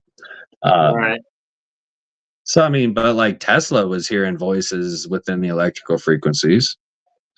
I mean, but he thought he was like talking to interdimensional beings. I'm pretty sure. And Edison thought he was talking to like, I don't remember. No, Edison, I think, thought it was extraterrestrial beings, and Tesla thought it was interdimensional beings, I think. Like it would, neither one of them thought it was ghosts, but like they thought that there were voices. They could hear voices within the frequencies. And we're talking about a time back when there were no radio broadcasts or any of this stuff. So like it wouldn't make sense. Like, I mean, this is the type of like, this is the copper coil, you put the needle on it type radio reception. Like you're not like, that's how they were like tapping in. I mean, that was one of the later versions of it, but you get my point. Yeah. What's your theory on the white noise? Huh? What's your theory on white noise? I think a lot of people white noise. I mean, white noise is literally just like the best way to describe white noise is like all audible sound frequencies all at once. Mm-hmm. Like that's what white noise basically is. It's like just everything all at once, and that's what you hear. But then you got your pink noise, which kind of like includes like the lower frequencies and focuses more on lower frequencies than the higher frequencies. And like they have those different color noises, I guess. But I think white noise I think it's all beneficial. Like it's all helpful. I mean, and I use that, as for lack of a better term, seem to be able to use the white noise. They seem to see. I picture it more like Legos, right? Right. Like, and that's how I approach like my ITC work, like with ghost boxes, right? Like I like a fast sweep rate, like fast, like all the way the fuck up, right? Mm-hmm. And the reason I do that is because when you do that, your audio becomes just little bits and pieces of speech. If you have a real ghost box, like an analog ghost box, but if that's a different story. But when you do that, like I believe that they're able to like take those little tiny bits and pieces and just kind of like stack them and make words almost. Like, and I know that's probably not exactly what what I mean, but like I have a visual in my head of like them building these words out of the little bricks of whatever they're picking up from the jumbleness, right? Right. Yeah, that is too. And that's a whole nother rabbit hole that Mariah's talking about. I mean, Mariah knows some shit. Mariah gets real deep with it, and so like, yeah, Mariah, I could sit here, you and I could have a full fucking long. That's a whole nother discussion, man. That's a whole nother discussion. Right. It's true. Yeah. I mean, like our spirit box, my one member, she just bought a reverse sweep that KD did. Mm-hmm. And we're going to try it out on our next investigation. I like reverse speech, man. I like reverse speech because it's an extra layer of like added. I mean, I hate to even use the word legitimacy, but like validity almost. I guess at least it can, like, I like the layers of like, I want evidence that it has a lot of trouble being debunked. Like if it can even be debunked, like that's what I'm looking for. So like, if trying to figure out ways to like, you know what I mean? Like it starts getting really, really hard to figure that kind of stuff out. Right. Especially because like everything can be picked apart. Like a lot of it. I guess not everything, but most of what we put out there can be like picked apart, Mm-hmm. And so how do we get to something that like cannot or like has a really hard time being debunked? The way you do that is by adding layers of challenges, so to speak, like layers of steps that would need to line up specifically for this to happen. Like, and so that's why, like, I've even been working on a project, and I mean, I can't dive into it too much because I have competitors of the show that I'm on that pay attention, I guess, and they've taken a couple of my ideas that I've seen on their show, so I have to be careful about it. Right. But like, there's something that I'm looking at where it's going to need a sequence of 2 specific values in order to trigger the device. Mm-hmm. And I'm not going to say what the values are, like what they're actually looking for, because that's going to be something that has not typically been done specifically, at least not that I've seen, except for one person. And this specific person was a former psychic soldier in the Stargate Project during the 90s. Right. Yeah, So, that would like, definitely be interesting. you know what the Stargate Project was, right? I've heard of it. I've never really dove into it and researched it, but Well, the Stargate Project was weaponizing psychic abilities, like remote Okay. viewing and stuff like. Have you ever heard of the movie The Men Who Stare at Goats? Yep. For George Clooney? Like, that's the Stargate Project. That's what it was. It was basically covering the life of a psychic soldier who was re-recruited to come back, right? But like, the whole idea was that they could sit 10 feet away, 10 or 15 feet away from one of those fainting goats. Yeah. And the fainting goats, they don't really faint. They just, like, when they get excited enough, their muscles stiffen up and they just fall. But the whole idea was that you would have to sit in a chair and, without moving a muscle, without making any facial expressions, be able to make this goat's blood adrenaline run fast enough that it's going to fall over. But how do you do that without scaring it somehow? Well, you have to be able to, you know what I mean? Right. You have to be able to remotely do it. And so that's like part of the whole things that he had to do. But like, he had to learn a lot of, like, he learned a lot of different things about, I mean, you think about the government and the studies that they're doing, the scientists that they have on their staff, like, that they hire, best in the fucking world, right? And so they're finding out certain things. And so he applied some of the things that he learned to this device. And I had one at one point, and I gave it away to somebody who at the time I felt like could utilize it more than I could. Right. Now I have this sick feeling in my stomach every time I think about it, because, man, I really wish I would have not given that away. But like, I'm basing this new device off of that kind of concept, but I think, like, I like the idea of having to have, like, a specific sequence, almost like a pin code of values that they have to match up in order to communicate. And these values could be way across the board from each other. And that's the whole point, is that they're able to manipulate it. Right. And so, like, when they have to manipulate it in order to make these wild set of values happen in sequence, like, how do you, like, at what point do you start, like, like, how does that happen? Like, how do these specific things happen? Like, I mean, it could just be a random chance, but how many times are those random chances going to happen before, it starts to be like, okay, Right. might be something to it. But, like, that's why I like JW's devices, JW IDC devices, like the direct link and all that, because one of the things that is very unique about the direct link, and I mean, it can happen with any device that has echo and reverb in the circuitry. Like, and I'm not talking pedal, I'm talking like actual circuitry. If you have your echo and reverb effects turned up to where, like, everything that comes through the speaker has an echo or has the echo reverb effects on it, but then you get some voices that come through that don't. Yeah.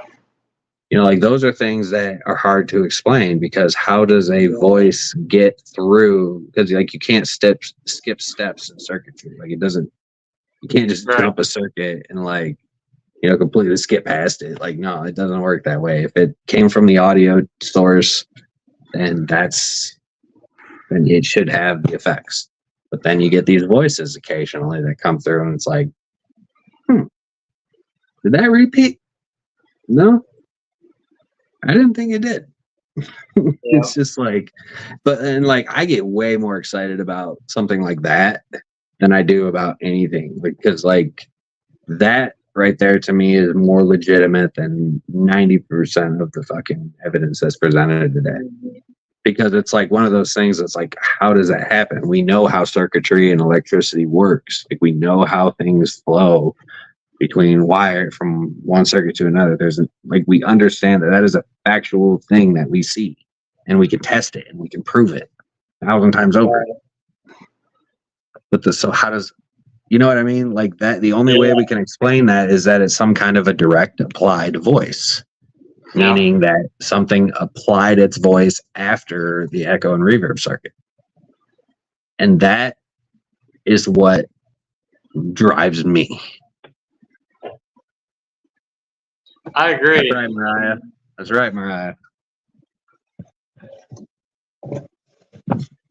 I mean, I've got the SB7 one, but I try to run mine in like AM and reverse sweep instead. Because you do know that like with the SB7, SB11, anything that's like linear, I mean, you could do it forward or backward, it's going to sound exactly the same. Yeah, it does. That's why it doesn't matter which direction you're scanning through the channels. Like, the person's going to say, once it hits that range of frequencies, it's going to sound exactly the same, whether you're coming in from the front or the back. But Missouri here, we don't have much AM. We have more FM. Right. Yeah. So, no, I know that like the further like towards the middle of the country, you get like where there's less population. Because like, most of the population in the United States resides on either the East Coast or the West Coast. Yeah. Like that's like 80% of the population. And there's like the 20% of the population that's like in Montana, Missouri, like the real Midwestern states, right? But like, the more inner United States that you get, the less people you see. And so, yeah, no, I believe that 100%. You probably get better AM signal at night, though. Yeah. And that's why I don't use it as much. We'll use like KD's Inkbox more than we will the SB7s and stuff. Shortwave, baby. Yep. That shortwave on the shortwave on the ink boxes, man. I don't know. He's found it, man. He found that shit. He found the right. He did.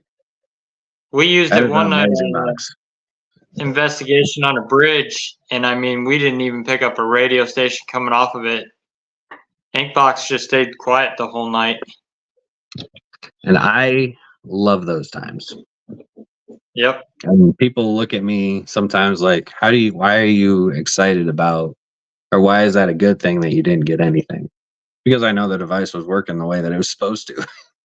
Like nothing, it wasn't getting any false positives, at least. Yep. And I mean, granted, but I like it when these devices are doing things that they're not supposed to do. That's evidence to me. That is evidence. But we make these devices do things that they're not supposed to do anyways, though. So I don't know. It's hard, man. It's a real thick line between the black and white. A lot of gray there. Well, that reverse sweep that KD made for my friend Julie, he turned it on there at that convention, and Julie walked by and he went, "Hello?" Yeah.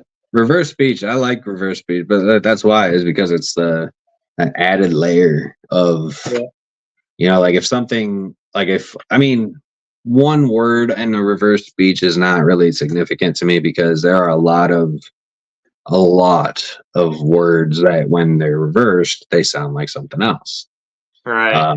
And a lot of people don't realize that too. But like if you start getting like 4 or 5 words that come through forward, when everything's in reverse. Then we've got something real significant there. Because that's like, there's no way that these specific words said forward would Right. say so many words together backwards, right? I'm sure there are, though. I'm sure there's some Mm-hmm. some some Also, combination of words out there, right? we were talking about the old vinyl records when you spin them backwards, and they always had that message. Oh, what was it? The Kiss album? Yeah, Kiss album, and then I think it was Iron Maiden had one. Yep. Yep. Iron Maiden had one too. That's right. I think didn't Metallica have one too? I believe so. Yeah, Metallica, and I think Can't Ozzy remember. did too. Ozzy Oh Osbourne did yeah. too. I mean, but that's the thing is like you could play just about anything backwards if you have enough if you have enough speech that you can put in backwards. You know, like eventually you're gonna hear some words in the forward, and you're gonna hear what you Yeah. want to hear eventually. Especially Yep. if you're like super Christian, super religious, and you start thinking that's the devil's music. Man, kids in the '70s has had a hard time, man. I guarantee it. Right. I came Um, in at the tail end of the 70s. I'm a oh, okay. 79 baby. Oh yeah, shit, man. So like, you grew up more in the '80s, then you're Yeah. more of an '80s kid Yeah. than a '70s kid. Like I grew up in '91, so I was a '90s baby. Yeah. There was a question that Mariah had too. I think like, what is one thing that spirit taught you, right? Yep. Um, to not trust them. That would be definitely the one big thing, that they lie. Oh And yeah. they will. And they will. And even if they're good spirits, they will lie. And I think and I mean, I'm sure you know that too, Mariah, but like, I just don't think that we have enough, like, that there's enough of us to like really have a recognition or a true recognition of like what, to be able to see past the facade. And, but I mean, there are several people that can see past the facade, but I think that like, if we can't see them, then they could technically tell us whatever the hell they wanted, and we Yep. wouldn't know the difference. Like they could tell you that they were fucking Jesus, like they could tell you that they were, you know, is some holy prophet. They could tell you whatever the hell they wanted, and you wouldn't be able to say otherwise because you don't know. How are you gonna know? I mean, unless, like I said, you have the ability to see them and whatnot. Like, I mean, but most of us don't have that ability, No. right? And so I've just learned that spirits lie. But I've also learned that what we perceive or what we believe to be how the spiritual world works or how the universe works, I believe that it is so like what we understand right now is barely a fraction, like a thousandth of a percentile of what we could, like, of the knowledge that is there, I guess is a best way to say it. Because I think, like, technology, we've lost touch with nature and the natural universe and environment.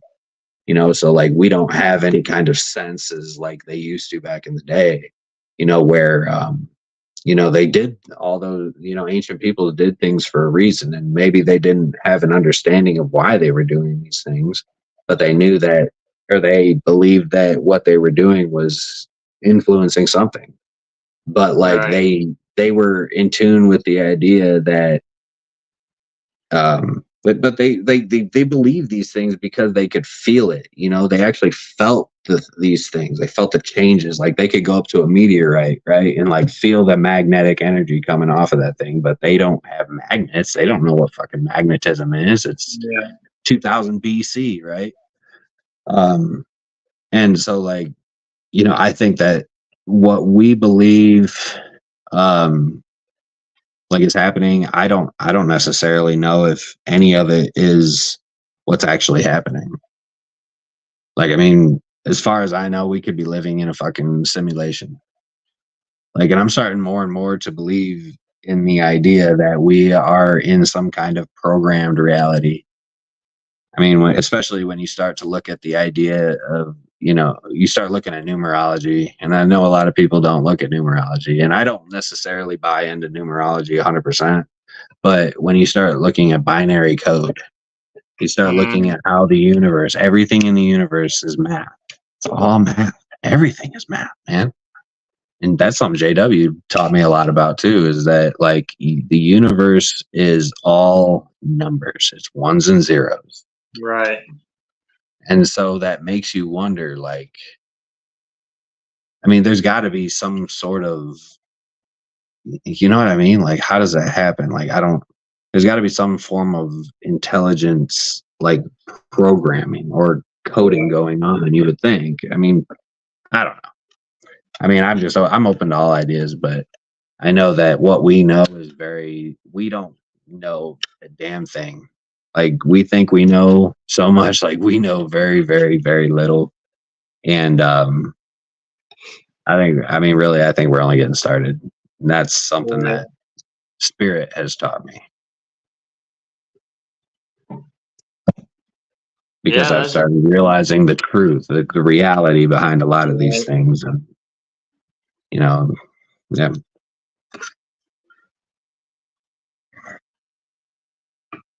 Kojak's Telly Savalas.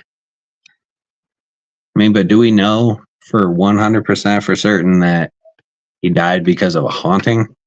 Or, oh, no, you're saying that it haunted him for the rest of his life. I mean, yeah. I mean, we can't sit here and tell him that he's wrong. And clearly he's experiencing something. But my problem is that I'm so skeptical, man. Like, you tell me a story about a haunting that you've experienced, like, I don't believe it. Unless I was there, I don't believe it. But that's just because of that skepticism and like trying to make sure that what you're really truly saying is actually what happened. And if that is actually what happened, do we know that that was actually a paranormal occurrence, or was that you misinterpreting something that, was not necessarily paranormal? And I mean and I know that like that may not look good to a lot of people, because a lot of people look at it like, man, you don't believe anybody then? And it's like, no, I don't. But it's not meant to be like a shot at people. It's like not that like I don't believe that I believe that you believe that. Like, I believe that you experienced something that affected you. Right. Like, but do I know what that something was? Like, no, I'm just hearing what you believe that it was. And it's all belief. It's all belief. Everything is belief. If you don't believe it, you're not ever going to find it. Right. That's like the same with Bigfoot too. I mean, some people believe he's out there. I mean, I'm skeptical on him. Well, I think it's more like, religion. In a sense, like, if you have to have faith in order for it to be real. Yeah. And I think that, and just like people who have some kind of profound experience and they find God, right? And I think that that's probably the case with the paranormal, and somebody with people that will experience these crazy hauntings, like, what the hell, and they become believers. But just like with, they'll have a miracle happen in their life and they find God, right? But it is a belief system. Like, there's actually no real anything like tangible or legitimate that will prove that even ghosts exist. Like, this could be a severe case of a mass hallucination, or like what's that theory called? I can't think of the name of that theory, but it's called something effect, where like if enough people believe in it, it becomes real. Yeah, it's like the same thing with Slender Man and what's the other one? There's Hat Man. Yeah, that one. I mean, anything that came off of creepypasta too. I mean, like, 4chan and all that. Like, that's like, those became real. Like, I think Slender Man may have manifested because Atalpa. Yeah, that's right. That's what it is. But like, I think that Slender Man is like he manifested because of enough people truly believing that he is real. Like, I mean, he became real, I think, when the two girls in Wisconsin tried to murder their friend in the woods, saying that Slender Man told them to do it. That's when it became real. That's when it was like it manifested into reality, was by that moment. Like that act right there brought it into the real world. Before that, it was just an online story, and that's, but I think that that's more of the case. Like, I mean, but think about that. Like, that could truly be, that is a possibility, that this is all just mass hallucination. It is a tulpa. Like, it could be. And I know a lot of people don't like the idea of that. But what if it is, though? Like, how can we say it's not? Right.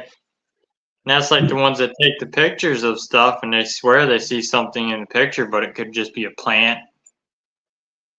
Yeah, it's called matrixing or pareidolia. There's different words for it, but I love my favorite ones are the people that will go outside with take a flash picture in a cemetery and see all the little orbs around. It's like, look at all these ghosts in the cemetery. Yeah. And in their mind, it's like, oh yeah, it's a cemetery. It's filled with ghosts, right? So look at all these ghosts just hanging out. I've captured them. And that was easy. I love going to them just to debunk them. I mean, we've got a few. There's one down the road from where I live that the locals swear is haunted, and I've been in there at night. To me, it just seems peaceful and quiet. Well, that's kind of like the whole point of a cemetery, isn't it? Yeah. For spirits to rest in peace, or for souls to rest in peace. That's why I had for another one that these kids went out there, and it's supposed to be an urban legend. They hear screams out there, and you see a blue light, and your car won't start. So we went out there. We were like, we're going to go debunk this. Well, we did see a blue light, but car did start. We made it home. We did hear screams out there, but it ended up being bobcat screaming because they had cattle and everything out in the pasture out there. So, it's funny how that seems to happen, isn't it? Yep. But you notice you notice like every county in every state, like every single county in every single state has a crybaby bridge. Yep. It's so fucking wild, man. It's like, did every county, every bridge, every county has a bridge where some mother like dumped her infant over, like threw their infant over the fucking rail of the bridge? Like there's that many times it's happened? Or like, I think some of them, that like the baby was hung from the bridge or something. Like there's all those different, like there's no way that has happened that many times in every county in every state. Right. Like, damn, that's a lot of time. That's a lot of mothers killing their babies. That's like really fucked up, man. It's like, damn, we need to get our shit together, guys. What's going on? Stop killing your babies. Stop throwing them off of bridges. It's not good. It's not good to throw an infant off of a bridge. And I hope that that's not too controversial for people. Well, we got one out here called Slagle's Mill, and they used to have a bridge, and supposedly the legend is Mr. Slagle hung his wife from the bridge, but a lot of people swear she committed suicide. But is there any documentation of it? Anything that points to any legitimacy? They had no proof or evidence really to convict him of all his wives mysteriously dying. And and it's hard to, because just because it wasn't documented doesn't mean it didn't happen. I mean, let's put that out there. I mean, the further back you go, the less thing was the less shit was actually documented, right? Like, and with him, he was the judge, so he was the judge for Livingston. Well, then, yeah, of course. If you were in law enforcement, yeah, you didn't have to document shit. And I mean, he shot his own brother-in-law. His brother-in-law was coming to kill him because of his last wife. He had heard that she had married him and knew that he was a bad man, and so he was coming to kill him. Well, Mr. Slagle got the drop on him with a double barrel and shot him and buried him in the road out there. They never did find his body.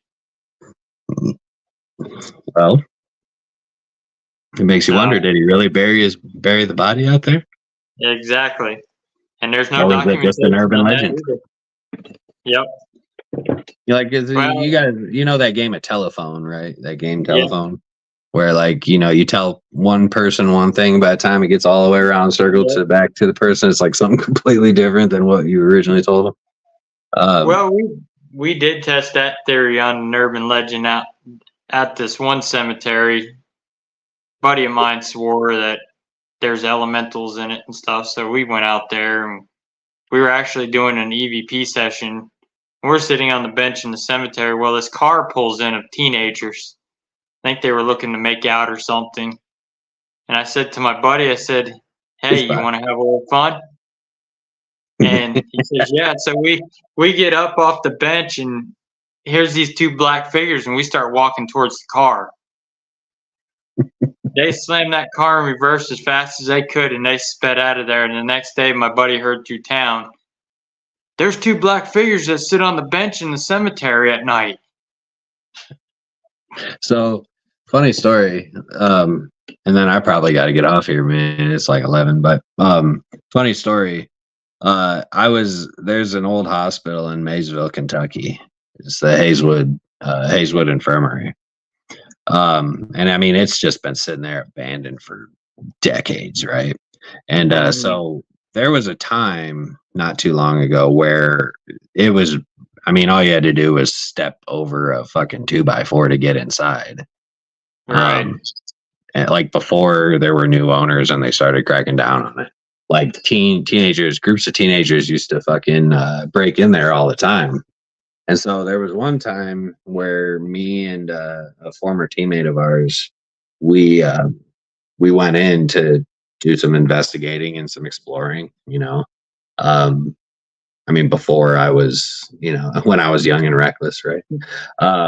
But so while we were there, oh, shut up. That's my,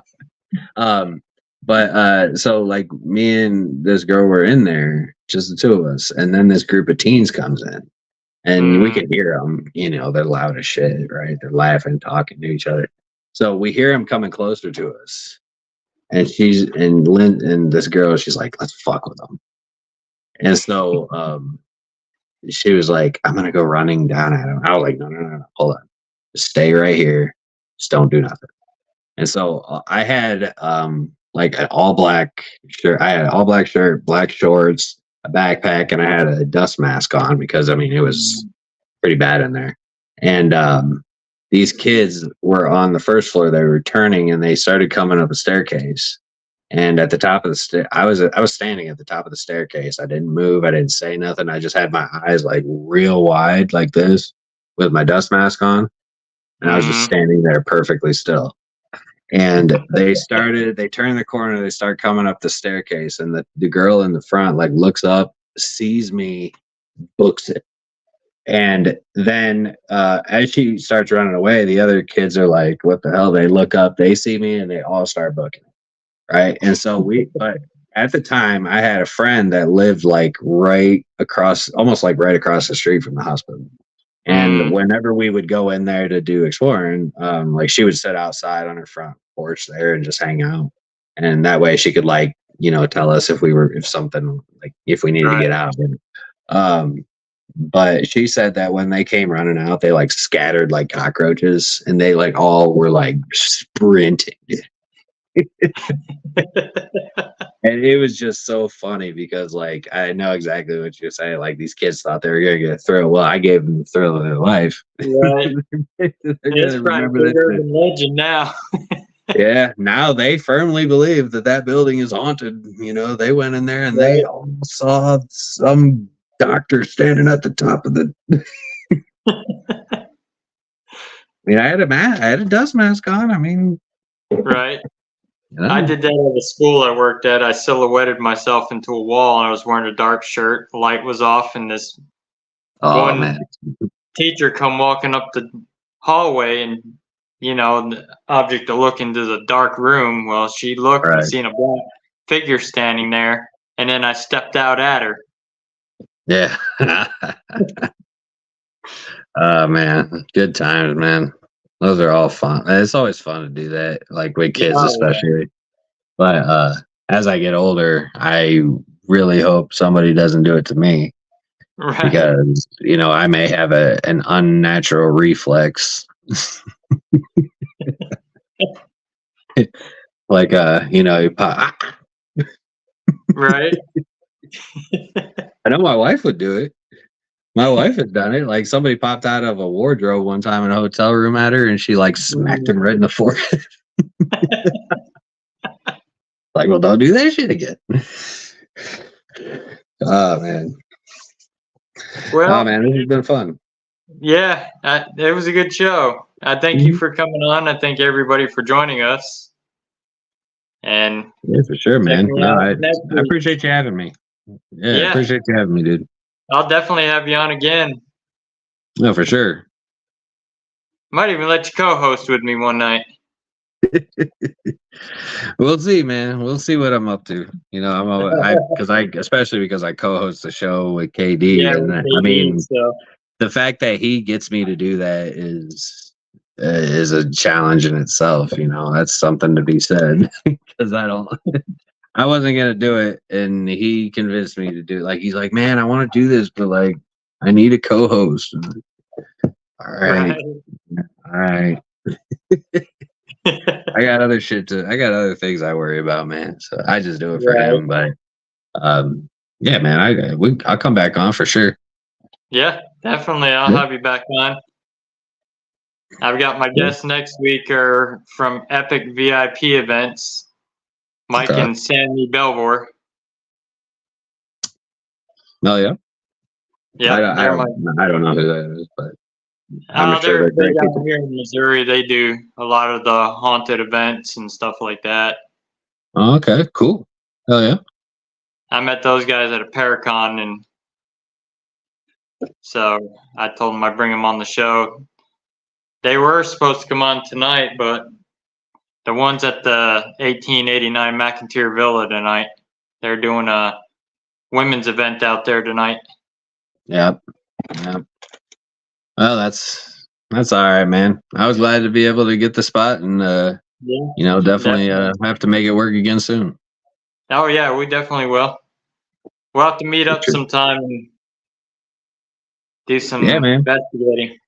Well, next time I come out to visit KD, when we go out there, we stay for a few days. So I mean, okay. maybe we'll make something happen next time I go out there for sure. I'm only an hour away from KD, so. Oh yeah, then yeah, we'll figure something out. Yeah, definitely. I'm gonna be taking them with me on some investigations with me. We got some stuff planned. Oh yeah. Yeah, oh, that's awesome. He's a cool dude, man. He's got a lot of cool ideas and a lot of really cool equipment. So I enjoy KD. We cut it up quite a bit and horse around. Oh yeah. Yeah, we do a lot of getting after Brandon. That's always a good time. All right. Thank you again, Austin, and we'll be talking to you soon. Yeah, for sure, buddy. Thanks again for having me. Yep, you're welcome. Anytime. Have a good night, everyone.